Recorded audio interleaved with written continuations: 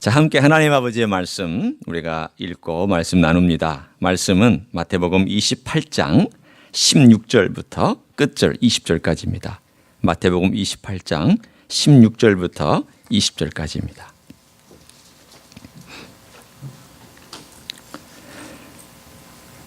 한 절 한 절 교독하고 마지막 절 같이 읽습니다. 11 제자가 갈릴리에 가서 예수께서 지시하신 산에 이르러 예수를 배웁고 경배하나 아직도 의심하는 사람들이 있더라. 예수께서 나와 말씀하여 이르시되 하늘과 땅의 모든 권세를 내게 주셨으니 그러므로 너희는 가서 모든 민족을 제자로 삼아 아버지와 아들과 성령의 이름으로 세례를 베풀고 같이 읽습니다. 내가 너희에게 분부한 모든 것을 가르쳐 지키게 하라. 볼지어다 내가 세상 끝날까지 너희와 항상 함께 있으리라 하시니라. 아멘. 사람마다 추억의 장소가 있습니다. 가고 싶은 사람과 가고 싶은 곳이 한 군데 정도는 적어도 있을 것입니다. 저희가 2009년도에 한국에서 이제 목회하다가 한 1년 가까이 안식년을 얻어서 여기에서 과히 멀지 않은 테메큘러라고 하는 1시간 반, 2시간 떨어진 동네에 그 옆에 윌도마라고 하는 조그만 도시가 하나 있습니다. 거기서 머문 적이 있습니다. 거의 사막이고요. 여기보다 훨씬 더 뜨거운 15번 프리웨이 옆에 있는 그런 동네입니다. 얼마 전에 저와 제 아내가 1년 전 이맘쯤이죠. 그곳에 한번 갔습니다. 순전히 거기에 가보고 싶어서 갔습니다. 왜냐하면 우리가 머물렀던 그 집, 지금은 그 주인이 다른 분한테 파셨기 때문에 그 안에 들어가 볼 수도 없고 그 안에 우리가 머물렀던 흔적을 찾아볼 수는 없겠지만 그래도 그 집 앞에라도 좀 가보고 싶었습니다. 그래서 그 집 앞에 가서 서성거렸습니다. 도둑이라고 오해받지 않을 정도로만 저희가 차를 대고 우리가 여기서 같이 산책을 했지. 그러면서 산책했던 그 길, 그리고 아이들 학교를 데려다 주던 그 코스, 차로 가기도 하고 걸어 다니면서 우리가 그때 2009년도에 머물렀던 이 기억들을 하나씩 회상하고 이야기하고 같이 즐거움을 나눴던 적이 있었습니다. 사람에게는 그런 장소가 있습니다. 우리 가족이 이곳에 와서 살았던 추억이 있었던 장소였기 때문입니다. 예수님에게는 그런 장소가 어디일까요? 예수님이 추억하고 싶은 장소. 예수님께서 내 제자들하고 시간을 다시 한번 보내고 싶다. 부활하신 다음에 내가 제자들과 함께 새로운 출발을 하고 싶다라고 한다면 분명히 갈릴리를 선택하실 것입니다. 오늘 본문에 갈릴리가 나와 있습니다. 천사가 무덤에 찾아갔던 여인들에게 했던 말 가운데 예수님께서 너희들보다 먼저 갈릴리로 가신다. 그러니 이것을 꼭 제자들에게 전하라. 그 얘기가 한 번 나오고요. 그 다음에 오늘 본문에 있는 이야기 전에 10절에도 보면 예수님께서 직접 하신 말씀도 있습니다. 뭐라고 말씀하셨냐면 무서워하지 말라. 가서 내 형제들에게, 주님이 쓰신 말씀을 하나하나 보면 의미가 있어요. 제자들에게 그렇게 말씀하시지 않고 형제들에게, 부활하신 다음 제자들을 형제라고 불러주시면서 갈릴리로 가라 하라. 거기서 나를 보리라. 그렇게 말씀해 주셨습니다. 그러면 이 갈릴리가 도대체 뭐하는 곳을 위해서 주님께서 행하셨을까? 우리는 다시 한번 사건을 재구성해 보기를 원합니다. 예수님께서 부활하신 다음 승천하실 때까지 며칠 동안을 지상에서 머무셨습니까? 우리는 40일이라고 알고 있습니다. 40일이면 생각보다 깁니다. 부활하신 다음 바로 가신 것이 아니라 40일을 이 땅에서 머무시면서 사람들을 만났습니다. 그러면 예수님은 어디 계셨을까? 대략 시간을 우리가 한번 나눠봅니다. 이건 우리가 추정하는 거니까 정확한 건 아닙니다. 주님께서 부활하신 그날 저녁 때 제자들이 모여있는 다락방에 나타나셨습니다. 그리고 정확하게 일주일 후에 다시 한번 그 다락방에 나타나셔서 그때는 도마가 있었던 때 나타나셨습니다. 그러면 한 일주일 정도는 주님께서 예루살렘 근방에 머무시면서 예루살렘 근방에 있는 제자들, 아마도 베다니에 있었던 나사로나 마리아나 마르다나 이런 사람들을 만나서 부활의 몸을 보여주시고 그들에게 확신을 시켜주셨을 것입니다. 그리고 나서 주님께서 일주일 후에 갈릴리로 내려가십니다. 갈릴리로 내려가셔서 처음 갈릴리에서 만난 사람들이 누구냐? 우리는 요한복음 21장의 이야기처럼 7명의 제자들을 주님께서 만납니다. 그 이야기 기억하시죠? 시몬아, 네가 나를 사랑하느냐? 이 사람들보다 더 사랑하느냐라고 주님께서 몇 번 물으셨습니까? 3번 물었던 사건. 그게 바로 요한복음 21장에 등장합니다. 그래서 주님께서 갈릴리에 가셔서 처음 7명을 만난 다음 그리고 주님께서 지시하신 산에 가셔서 그들을 훈련하셨습니다. 며칠이나 하셨을까요? 대략 30일 정도는 하셨을 거라는 추정이 나옵니다. 왜냐하면 주님께서 나머지 시간에는 예루살렘에 올라오셔서 어디서 승천하셨습니까? 감람산에서 승천하셨습니다. 예루살렘 바로 앞에 있는 감람산에서 승천하시기 때문에 거기에서 며칠을 머무시고, 그러니까 일주일은 예루살렘 근방, 한 2, 3일은 예루살렘 근방, 그러면 합쳐서 열흘이 예루살렘 근방이라 한다면 나머지 30일 정도는 주님께서 갈릴리에서 제자들과 함께 있었을 가능성이 굉장히 높습니다. 그러면 30일 동안 뭐 했을까요? 여러분, 30일 동안 주님께서 제자들을 만나서 행하셨던 가장 중요한 것은 옛날을 회상하는 그 정도가 아니라 제일 첫 번째는 관계의 회복입니다. 사람이 진정한 사역을 하려면 관계가 좋아야 합니다. 내가 하나님의 사역을 하려도 하나님과의 관계가 좋아야 하고, 내가 예수님을 대변할 수 있으려면 예수님과의 관계가 밀접해야 할 수 있습니다. 왜 예수님께서 처음 많은 사람들을 만나기 이전에 7명을 먼저 만나서 갈릴리 그 호숫가에서 베드로야, 시몬아, 네가 왜 나를 이 사람보다 더 사랑하느냐라고 물으셨을까? 관계를 회복하시기 위해서입니다. 우리가 일로 사람들을 만날 수는 없잖아요. 얼마든지 우리는 충성할 수 있고 얼마든지 우리 일을 우리가 원하는 만큼 할 수 있지만 관계가 좋지 아니하면 별 의미가 없습니다. 내가 가정에 충성합니다. 아빠로서 충성하고 돈 잘 벌어오고, 우리 한국 남자들 하는 거 있잖아요. 내가 뭐 외도를 했냐, 내가 뭘 했냐, 돈 잘 벌어와, 내가 할 일 다 하고 그랬는데 너는 나에게 더 뭘 원하는 거야, 이렇게 얘기하는 한국 남자의 습성이 있습니다. 많이 들어보셨죠? 저도 그랬습니다. 저도 목회하면서 젊었을 때, 아기가 이제 막 자랄 때, 제 아내가 외로워할 때 내가 뭘 잘못하고 있느냐. 나 봐라, 교회 열심히 신방하고 봉사하고 밤늦게 들어오고 열심히 가르치고, 내가 애들 그래도 시간 나는 대로 돌보려고 하고, 내가 같이 또 짬나면은 놀이터도 가고, 또 휴일날에는 저기 용원에 있는 에버랜드도 가고, 그런데 내가 이 정도면 아빠로서, 남편으로서 잘하고 있지 않느냐 라고 우리는 얘기할 수 있습니다. 근데 빠진 게 있었습니다. 여자의 마음을 몰랐던 것입니다. 여자의 마음을 몰랐던 거예요. 여자가 원하는 거는 일로가 먼저가 아니었어요. 아빠로서 충성해주고, 아빠로서 돈 벌어다 주고, 아빠로서 뭔가 해주고, 아빠로서 놀아주는 것, 이건 그래도 잘한 거죠. 그러나 그것보다 더 중요한 것은 아내와 남편으로서 만나는 걸 원했던 것을 제가 몰랐던 것입니다.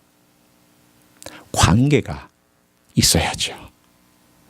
친밀한 관계가 먼저 와야 일이 의미가 있어지고, 그 일이 보배롭게 되고, 그 일이 뭔가 사람들 앞에 그렇다, 참 멋지다, 이런 평가를 듣지 않을까요? 똑같습니다.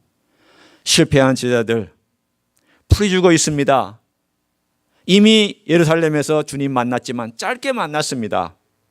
아직도 정신이 하나도 없습니다. 머릿속에 부활의 주님을 만나서 기쁨은 있지만 아직도 머릿속에는 혼돈스럽습니다. 이거 어떻게 해석을 해야 돼? 우리 뭐 해야 돼 앞으로? 주님께서 우리 보고 뭐 하라고 하실까? 너무 어렵잖아요. 이 짧은 만남 가지고 그날 그 시에 잠깐 왔다가 주님께서 같이 머무시고 너에게 평안을 끼치노라라고 했지만 인간이 한 번 예수님 만나가지고 평안이 이루어지던가요? 우리가 한 번 기도했다고 뭔가 그냥 반짝하고 이루어지면 그게 평생 가던가요? 아니잖아요.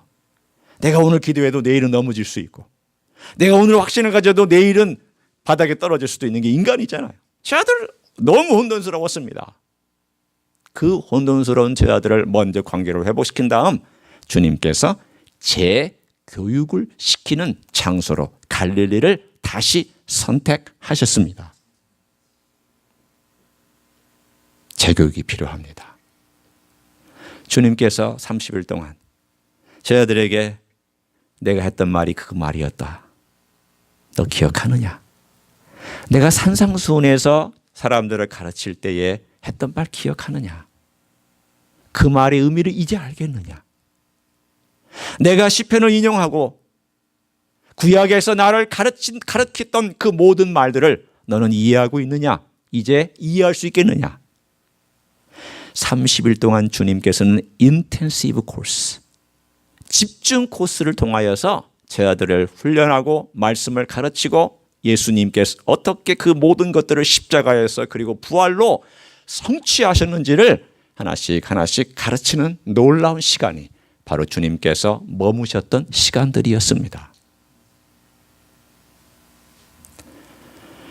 그들이 스스로 깨달았다고요? 아니요. 깨닫지 못합니다. 그들에게는 또 다른 갈릴리가 필요했던 것입니다. 제 인생을 가만히 보니까 크게 제가 나눠본 것입니다. 항상 그랬다는 건 아니에요. 신학교 시절, 젊었을 때부터 신학교 시절 그리고 졸업할 때까지를 가만히 보니까 문자적인 말씀을 공부했어요. 그리고 목회 현장에 가서는 실용적인 말씀을 제가 공부하고 가르쳤어요. 그런데 고난과 아픔과 죽음의 과정을 겪으면서 생생한 살아있는 말씀을 경험했어요. 저에게는 고난이 갈릴리였어요. 어떤 갈릴리였느냐? 하나님의 말씀이 문자에서 머물지 아니하고 실용적인 거에서 머물지 아니하고 이건 내 자신이 되는 나의 몸의 일부가 되는 그런 내 호흡이 되고 내 피의 순환이 되고 내 영혼에 들어가서 내 영혼을 만져주고 내 삶을 이룩해주는 그러한 것이 되는 과정이 어떤 것이었느냐? 제 인생의 고난과 아픔이라고 하는 갈릴리가 제게 그런 역사를 일으켜 줬습니다. 우리 모두에게는 주님께서 주시는 갈릴리가 필요합니다. 처음에 내가 예수님을 믿고 못 모르고 믿다가 못 모르고 믿었고 다 뭐 잘 될 줄 알았는데 앞이 꽉 막히는 어떤 위험한 순간을 경험하고 나서 예수 믿으면 다 잘 되는 줄 알았더니 이게 뭔가? 그래서 시간이 지난 다음에 다시금 주님을 만나는 재교육을 받는 또 다른 갈릴리가 우리 인생에 군데군데 시간마다 찾아와서 나를 주님께로 인도합니다. 여러분에게 그런 갈릴리가 있는지 저는 묻고 싶습니다. 오늘 제자들이 여기 나와 있는 갈릴리에 와서 이 재교육이 필요했던 그 분명한 문장을 오늘 우리가 읽을 수 있습니다. 16절, 17절을 한번 보십시오. 뭐라고 되어 있는지. 11 제자가 갈릴리에 가서 예수께서 지시하신 산에 이르렀습니다. 어떤 산인지는 모르겠습니다. 아마도 산상수훈을 말씀하셨던 산이든지 아니면 변화산상의 산이든지 그런 산이었을 거예요. 산에 이르렀더니 17절을 한번 보세요. 예수를 배웁고 경배하나 그 다음 뭐라고 나와 있습니까? 아직도 의심하는 사람들이 있더라. 아마도 11제자뿐만이 아니라 다른 사람들도 있었던 것으로 우리는 추측할 수 있습니다. 여기에는 11제자뿐만이 아닌 다른 사람들도 같이 섞여 있었는데 이 사람들 가운데는 처음 예수님을 갈릴리 그 산에서 만나기 때문에 정말 예수님이 진짜냐 가짜냐 라고 의심하는 사람들도 있었다는 뜻입니다. 이 말은 뭘 의미하고 있느냐? 11제자를 포함하여 하나님의 사람들 500명이 예수님을 만났다고 했는데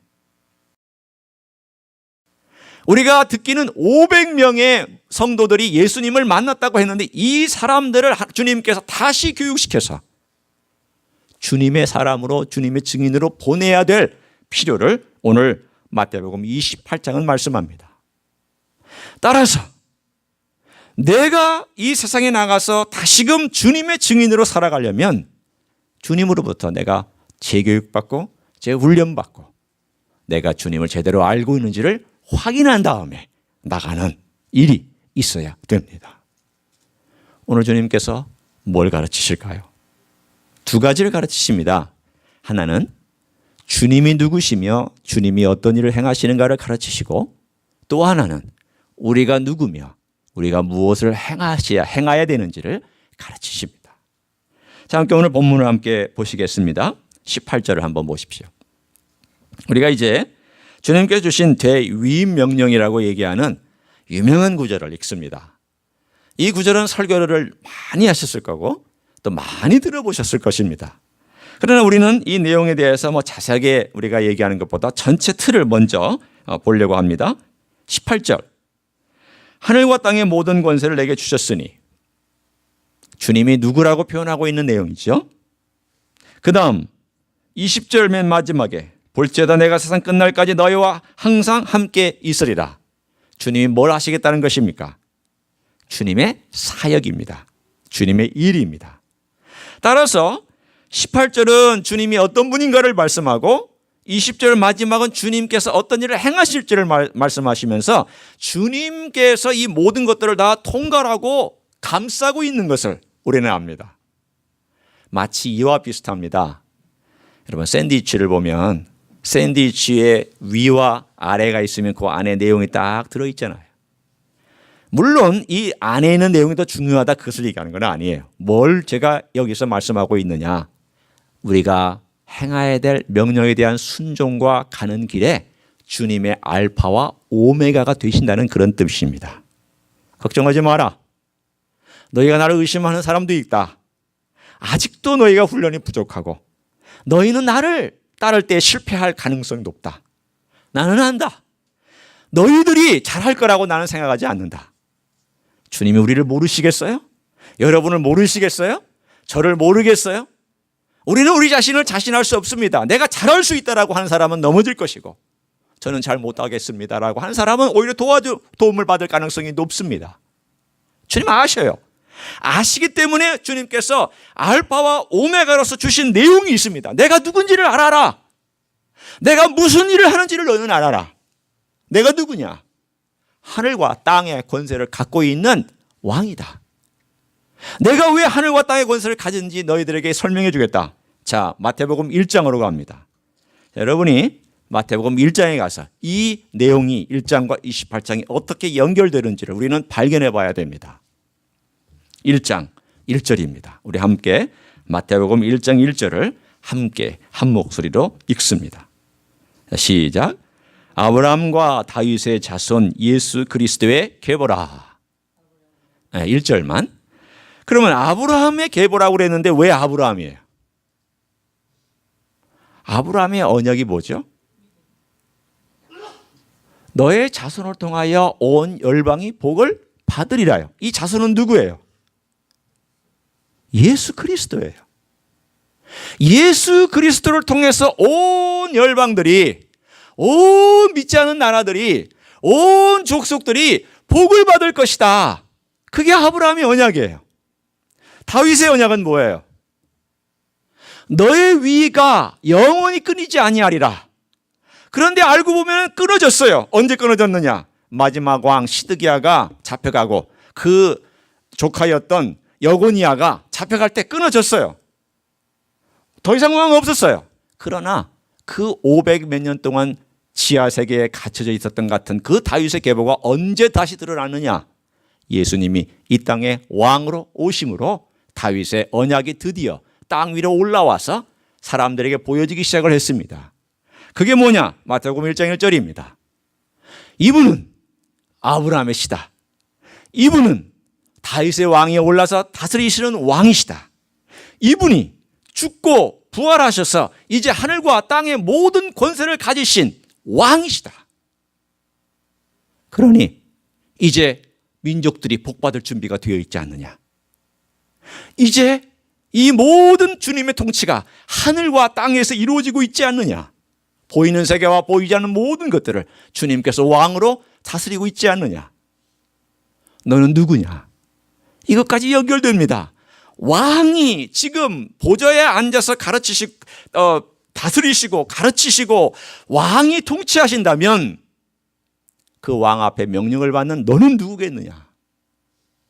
염려하지 마라. 걱정하지 마라. 내가 너희를 보내는 것이다. 왕이 보내는 것이다. 하늘과 땅의 권세. 아브라함의 씨요 다윗의 자손으로 이 땅에 오셔서 그 언약을 성취하시고 모든 열방들이 복받을 준비를 다 마치고 이제는 세팅을 딱 해놓은 다음에 가져가라. 내가 다 만들어 놨다. 여러분, 우리가 만드는 거 아니에요. 여러분이 복음 만들지 않아요. 여러분이 기적을 일으킨 거 아니에요. 여러분의 능력이 하나님의 일들을 일으키지 않아요. 나의 똑똑함이나 나의 재능이나 나의 학식이나 나의 업적이 하나님의 일을 이루지 않아요. 하나님 그거 없이 얼마든지 일하실 수 있어요. 주님 말씀하셨어요. 너희들이 찬양하지 아니하면 이 돌멩이가 찬양하게 될 것이다. 하나님은 돌멩이를 통해서 찬양받으실 수 있어요. 하물며 하나님께서 못하실 일이 어디 있어요. 오늘 말씀은 이겁니다. 내가 이 모든 권세를 가지고 너희를 보내는 것이다. 내가 보내는 것이다. 그러니 가라, 이 뜻입니다. 성도 여러분, 우리의 삶은 내가 보냄받았다는 의식을 얼마나 갖고 있느냐에 따라서 내 삶의 방향과 자세가 달라집니다. 여러분, 그냥 사셔서는 안 돼요. 여러분은 그냥 사시는 존재가 아니에요. 여러분은 그냥 적당히 이 세상과 어울려서 살 존재로 주님께서 부르신 적이 없어요. 어떻게 살려고 부르셨느냐? 내가 하늘의 왕이고 땅의 왕이면 너는 누구냐? 당연히 물으시죠. 당연히 우리가 질문해야죠. 여러분 누구예요? 하늘과 땅의 왕의 앞에 있는 여러분 누구예요 도대체? 말씀 좀 한번 해보세요. 스스로에게 얘기해 보세요. 스스로에게 나는 누굴까? 제자 이거 너무 약하잖아요. 제자 만드는 거 맞아요? 여러분 하늘과 땅의 권세를 위임받은 사람이기도 해요. 하나님께서 모든 권세를 아들에게 위임하셨잖아요. 아들이 우리를 보내면서 이 권세를 위임해 주시는 거예요. 그 말은 우리가 하늘과 땅의 권세를 다 누린다 그 얘기가 아니라 위임해 주셨다는 것은 예수님의 이름으로 우리가 이 모든 것들을 주님께 말씀드릴 수 있고 기도할 수 있고 요청할 수 있고 우리가 주님께 아뢰일 수 있다는 뜻이에요. 그게 예수님의 이름의 뜻이에요. 예수님의 이름은 예수님의 명예요, 인장이요, 약속이요, 도장이요, 실링이요. 구해라. 내가 내 이름으로 시행하겠다. 내 권세로 내가 일을 시행하겠다. 하늘에 있는 일이냐 땅에 있는 일이냐 다 내가 시행하겠다. 보이는 일이냐 보이지 않는 일이냐 내가 다 시행하겠다. 내 이름으로 구해라. 여러분 우리가 구할 일이 얼마나 높고 얼마나 크고 넓은데 우리가 다시 한번 뭘 구하고 있는지를 살펴봤으면 좋겠어요. 우리가 너무 좁게 구하고 있지 않아요? 주님 돈 주세요. 주님 내 아들 출세하게 해주세요. 우리가 구해야죠. 주님 저 건강 주세요. 구해야 돼요. 그러나 이것에서 머물지 않잖아요. 얼마나 넓어요. 얼마나 깊고 얼마나 대단한 거예요. 하늘과 땅의 권세라는 게 그런 거 아니에요? 예수님이 이런 분이라는 걸 안다면 우리의 기도가 달라집니다. 기도가 달라져요. 뿐만 아니라 주님께서 말파와 오메가이신 약속까지 해주셨어요. 어떤 약속을 해주셨냐면 오늘 세상 끝날까지 너희와 항상 함께 있으리라. 이 말씀은 어디에 성취인가요? 다시금 마태복음 1장으로 돌아갑니다. 자, 마태복음 1장으로 다시 우리가 한번 침착하게 돌아가서 1장과 끝장이 어떻게 맞물려 있는지를 보려고 합니다. 자, 1장 23절을 봅니다. 마태복음 1장 23절 읽습니다. 시작. 보라, 처녀가 잉태하여 아들을 낳을 것이요 그의 이름은 임마누엘이라 하리라 하셨으니 이를 번역한즉 하나님이 우리와 함께 계시다 함이라. 아멘. 주님께서 맨 마지막에 하신 말씀이 뭡니까? 28장 맨 마지막 20절에 볼지어다 내가 세상 끝날까지 너희와 항상 함께 있으리라. 1장에 하신 내용이 다 이루어졌잖아요. 1장에 내가 왕으로 왔다. 그러나 내가 섬기며 너희들을 죄에서 구원하기 위한 왕으로 와서 내가 십자가에서 죽었고 이제 부활하여 승천하기 직전 이미 나는 하늘과 땅의 모든 권세를 가진 왕이다. 뿐만 아니라 내가 임마누엘이라고 불린다고 약속한 이 모든 것들을 내가 너희와 항상 함께하는 이 놀라운 일들로 이룰 것이다. 걱정하지 마라. 내가 알파와 오메가고 너를 감싸고 있으니 너는 순종만 하면 된다. 이것이 바로 대위임명령의 핵심이에요. 나머지는요. 이거 알고 우리가 주님이 어떤 분인가 어떤 일을 행하신가를 알고 그 안에 가만히 주님 그대로 길을 걸어가면 되는 거예요. 여러분, 대위임명령이 중요한 게 아니라 대위임명령을 주시는 분이 누구냐가 더 중요하죠. 제 말이 틀렸어요? 맞았어요? 맞죠? 대위임명령이 중요한 게 아니라 대위임명령을 주신 분이 누구냐가 더 중요하잖아요. 우리 그걸 잊어요. 대위임명령에 너무 신경을 많이 쓴 나머지 대위임명령의 주인공과 대위임명령을 주신 분의 그분에 대한 신분과 그분의 하시는 일을 자주 잊어버리고 그냥 일에 몰두해버리는 어리석은 일을 범할 때가 참 많이 있습니다. 저도 그랬으니까요. 여러분, 이거 잊지 마세요. 이 명령을 주신 분은 예수님. 예수님은 하늘의 왕과 땅의 왕, 모든 권세를 통치하시고 그분의 손을 벗어난 인간과 존재와 돌멩이 하나 존재할 수가 없다. 그렇다면 나는 이 땅에서 뭘 하라고 주님이 보내신 건가? 그걸 깨닫고 살아가면 되는 거죠. 그래서 마지막으로 우리가 누군지를 저는 함께 나누기를 원합니다. 여기 보면 이제 19절과 20절 초반부에 상반부에 명령이 4가지가 나오는 것처럼 나와 있어요. 자, 보세요. 너희는 가서 모든 민족을 제자로 삼아 아버지와 아들과 성령의 이름으로 세례를 베풀고 내가 너희에게 분부한 모든 것을 가르쳐 지키게 하라. 자, 여러분 보시기에 이 중에 제일 중요한 동사가 뭐라고 생각하십니까? 이미 들어보신 분은 들어보셨을 거예요. 가장 중요한 동사는 뭘까요? 예? 가라. 가라. 처음 나왔으니까. 아니면 가는 게 중요할 것 같아서. 사실은요, 제자 삼으라가 제일 중요한 동사예요. 그 말은 무슨 뜻이냐면 이런 거와 비슷합니다. 동사들도요, 급이 있어요. 이 급이라는 게 뭐냐면 이게 메인급이냐 아니면 마이너급이냐, 메이저급이냐 마이너급이냐. 쉽게 얘기하면 이게 주냐 부냐 이런 개념이 있단 말이에요. 이 4가지 동사 중에 주인 역할을 하는 동사는 뭐냐? 제자 삼으라예요. 나머지는요 다 거기에 부속된 동사들이에요. 제자를 삼으려면 가야 되고 제자를 삼아서 세례를 주는 거고 이 세례를 주는 것 제자 안에 들어있는 거고 또한 가르쳐 지키는 것이 제자 삼는 일 과정이에요. 또 결국은 제자 삼으라는 거예요. 어떻게? 너희들이 이 땅에서 내가 너희를 보낸다. 세상 속으로 보낸다. 주님 우리를 보냅니다.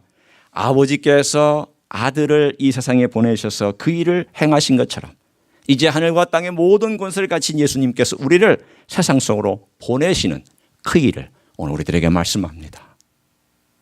성도 여러분, 우리는 보냄받은 사람들입니다. 다르게 사셔야 돼요. 어떤 때 양해하고 들으세요. 제가 이제 테니스를 가끔 이렇게 이제 운동 삼아 치러 갈 때가 있습니다. 그런데 거기에 은퇴하신 목사님들도 나오고 일반 성도도 나오고 안 믿는 사람들도 나와서 같이 이렇게 어울려 칩니다. 대부분의 경우 일반 사람들은 바빠서 못 나오지만 이제 은퇴하신 분들이 나와서 치는데요. 이 테니스 칠 때 싸울 때 가관입니다. 목사 없습니다. 평신도 없습니다. 우기는 일에는 어떨 때는 목사가 더 잘 우깁니다. 제가 그래서 참 이게 덕이 안 돼요. 그렇죠? 아니 일반 안 믿는 사람도 있고 믿는 사람도 있고 목사도 있는데 그 줄에 맞았다 안 맞았다, 이 공이 거기를 맞았다 안 맞았다, 이거 컴퓨터로 보는 게 없으니까 얼마나 우기기 좋은 시스템입니까? 거기다가 또 나이 드시면 얼마나 또 내가 옳다라고 주장하는 게 세집니까? 절대 또 이게 안 지잖아요. 그러다 보니까 안 믿는 분이 저 앞에 와서 그런 얘기 하는 거예요. 저 목사 같지 않다고. 그러면서 보고 목사 하려면 당신처럼 해야지. 저는 안 우기거든요. 왜냐하면 싸웠다가 이거 괜히 목사 이 말이 나올까 봐. 그냥 저쪽에서 뭐라고 그러면 그렇게 하시라고, 다시 하시라고 이렇게 보통 하는데, 그렇게 한두 분이 막 고집을 피우면서 이 내가 맞다라고 하는 것 때문에 막 싸움이 일어나거든요. 그러다 보면 도중에 기분 나빴다고 게임을 중간에 그만두는 케이스도 생겨요. 여러분, 내가 세상에 보냄받은 사람이라면 손해보고 말아야죠. 그렇죠?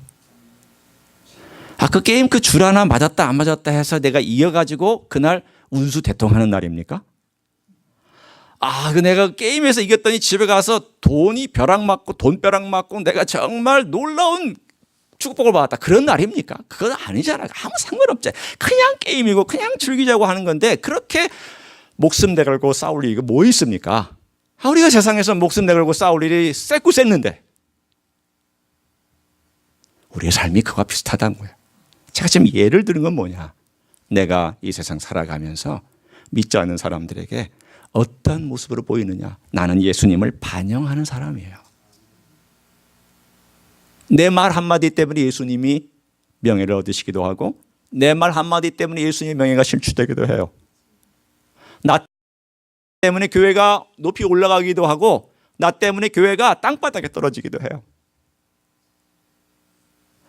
세상 속으로 보냈어요. 그래서 세상 속으로 주님께서 왕이 보냈다고요. 왕의 대언자로, 왕의 대표로, 왕의 대변자로, 왕을 그대로 드러낼 수 있는 사람으로 세상 속으로 주님께서 보내고 계시잖아요. 여러분 모두가 다 보내는 분들이에요. 내일 당장에 직장 가면 여러분 직장 떠날 때 이렇게 생각하시면 돼요. 주님께서 나를 여기로 보내시는구나. 보내시는 거예요. 그럼 어떻게 살아야 돼요? 달라야죠. 내가 다르지 않으면 기도라도 해서 어떻게라든지 주님께 도움을 구하셔야죠. 우리는 다르게 사는 사람들인 줄로 믿습니다. 두 번째는 세례를 베풀라고 그랬습니다. 이건 혼자 다 하는 일이 아닙니다. 교회 전체 너희에게 주신 명령이에요. 어떤 사람은 참 친화력이 좋아서 예수님 또 잘 데려오기도 하는 그런 분들도 있고, 어떤 사람은 또 봉사를 잘해서 섬김이라 이런 것들로 예수님의 이름을 드러내는 분들도 있고, 내가 전도를 잘하는 분은 전도 잘할 수 있고, 전도를 잘 못하는 분은 그냥 와서 보라고, 좀 와보라고, 우리 교회 와서 좀 같이 신앙생활 해보자고 이렇게 얘기할 수도 있고, 우리는 뭐든지 할 수 있어요. 나이 드신 우리 권사님들이나 우리 장로님들에게 가장 좋은 것은 뭐냐? 여러분, 이 교회를 위해서 끊임없이 기도하시는 거예요. 기도하시는 것만큼 위대한 일이 없기 때문이죠. 여러분, 우리가 가서 제자 삼고 세례를 베푸는 이런 일을 내가 다 해야 된다 이렇게 생각하지 마시고, 내가 내 나이에 내 환경과 내 조건에서 주님 나라를 위해서, 그리고 제자 삼는 일을 위해서 내가 뭘 헌신할 수 있을까 찾아서 그걸 하시면 돼요.